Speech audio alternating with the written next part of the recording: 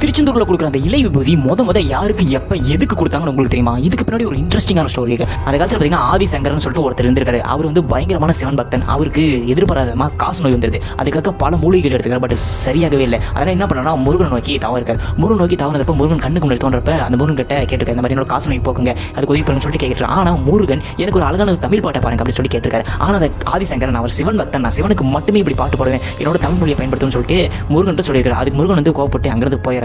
நடந்த விஷயத்தை ஆதிசங்கர் எடுத்துட்டு போய் சிவன் கிட்ட சொல்றாரு. இந்த மாதிரி நான் முருகன் கிட்ட கேட்டேன், ஆனா அவர் எனக்கு குணப்படுத்தவே இல்லை, என்ன பாட்டு பாட சொல்லி கேட்கறாரு. பாட்டு வந்து நான் உங்களுக்கு மட்டும் தான் பாடுவேன், வேற யாருக்கு பாட மாட்டேன்னு சொல்லிட்டு சிவன் கிட்ட சொல்றாரு. அதுக்கு சிவன் வந்துட்டு கண்டிப்பா நீ பாடுது அவன் முருகனுக்கு ஒன்றும் தப்பு இல்லை, நீ போய் பாடு அப்படிங்கிறாரு. ஆதிசங்கர் அங்கிருந்து கிளம்பி போய் முருகன் கிட்ட இந்த பாட்டு பாடுறாரு. தன்னோட கண்ணை மூடி முருகன் பாடிட்டு இருக்கும்போது கண்ணை திறக்காரு. பாட்டு முடிச்சுட்டு அந்த முருகன் இருந்த இடத்துல சிவன் இருக்காரு. ஸோ அப்பதான் அவருக்கு தெரியுது முருகனும் சிவனும் வேற வேற ஆள் கிடையாது, ரெண்டு பேருமே ஒரு ஆள் தான் அப்படின்னு.